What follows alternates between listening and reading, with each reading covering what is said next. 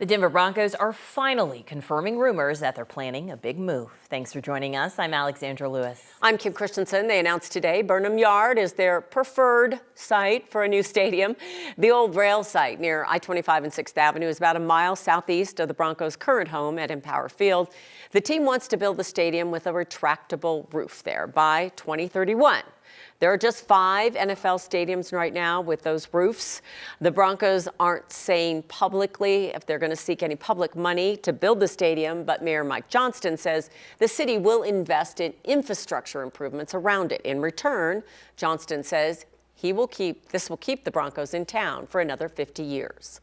9 News reporter Shalima Maharaj joins us now from Burnham Yard. And Shalima, how are people in that neighborhood feeling about this move?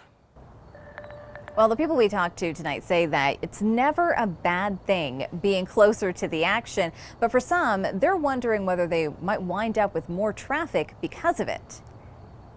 Hi, welcome in. Do you all have reservations? Staff at the Buckhorn Exchange are feeling pretty good right now. We've been talking about it ever since it became, the buzz about town. The steakhouse is across the street from Burnham Yard, the preferred site for the Denver Broncos' new stadium. We've been having apartment complexes built up around us. Soon enough, they'll have a lot more construction nearby. There's construction everywhere. Yeah, we are Bronco fans. She's not the only one on board with the plan. I'm very excited by the news. DU professor Andrew Getz says he used to think a new stadium wasn't necessary. Centrally located in the city and county of Denver. Getz says it's a big plus already having public transit in place. 10th and Osage is the closest RTD stop to the site. But you need also to make sure that it is convenient for people who are taking the train to the game to be able to walk from the station into the site. And it's located along I-25. It's not a done deal yet, but Getz says the Broncos are right on the money with this pick.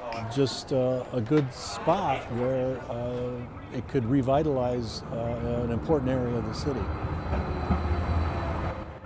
Now, the people we talked to also said that they are excited not just about the stadium, but also about the potential investment from the city. So we're talking about things like retail, restaurants, as well as housing that could follow. In Denver, Shalima Maharaj, 9 News. So we've heard from folks who are looking forward to having the Broncos Stadium in their backyard. What about the season ticket holders? The team says it hasn't decided yet if it will charge people to reserve a seat in the new stadium. 9 News reporter Spencer Soysher explains how that could work and why it could get really pricey. What do you think of those PSLs? Pumpkin spice latte? Yeah. I mean, get them while it's here. A tall one, please. The second we hit September, people start talking about these PSLs, pumpkin spice lattes. But with the Broncos announcement today, maybe we should start talking about another PSL, personal seat licenses.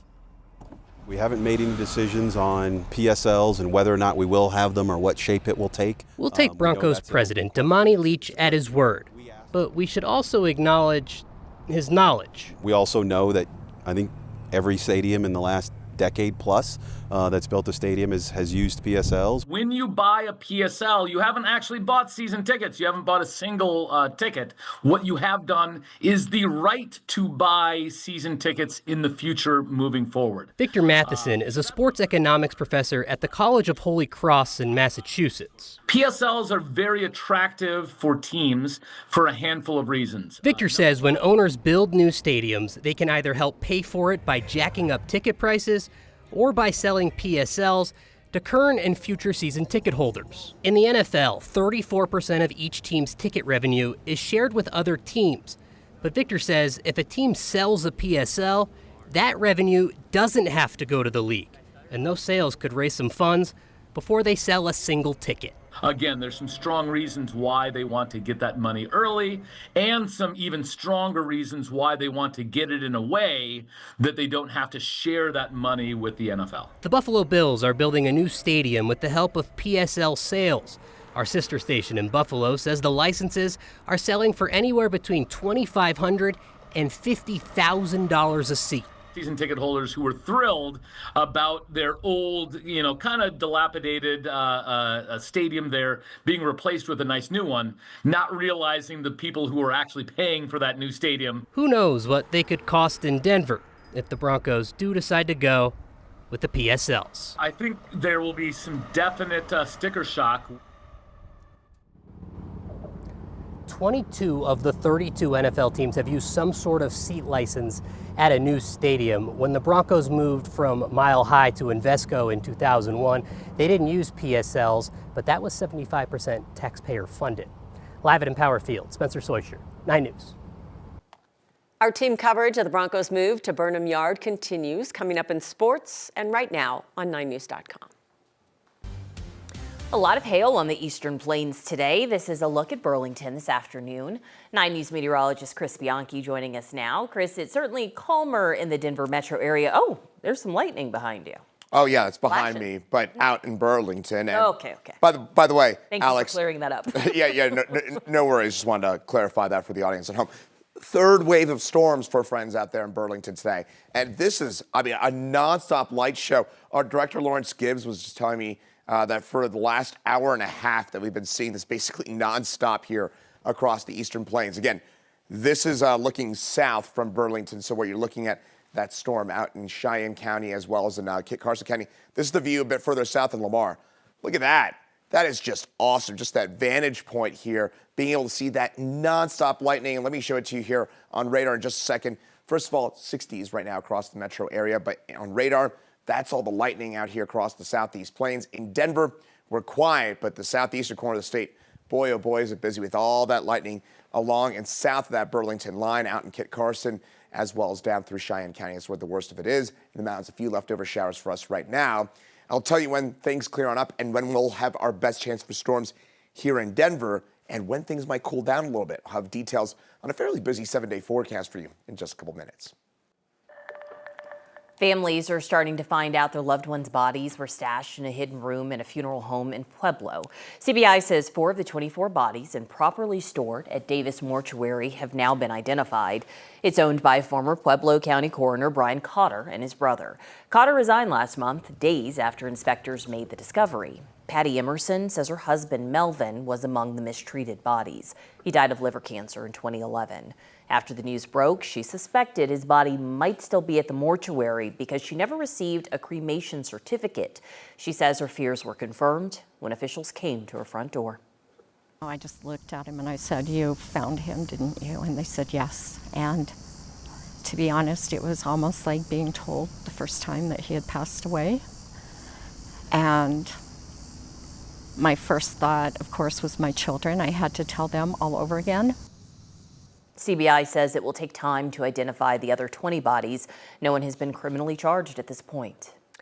A man is physically okay after he was attacked by a bear in Boulder. This happened about 11 o'clock Saturday night.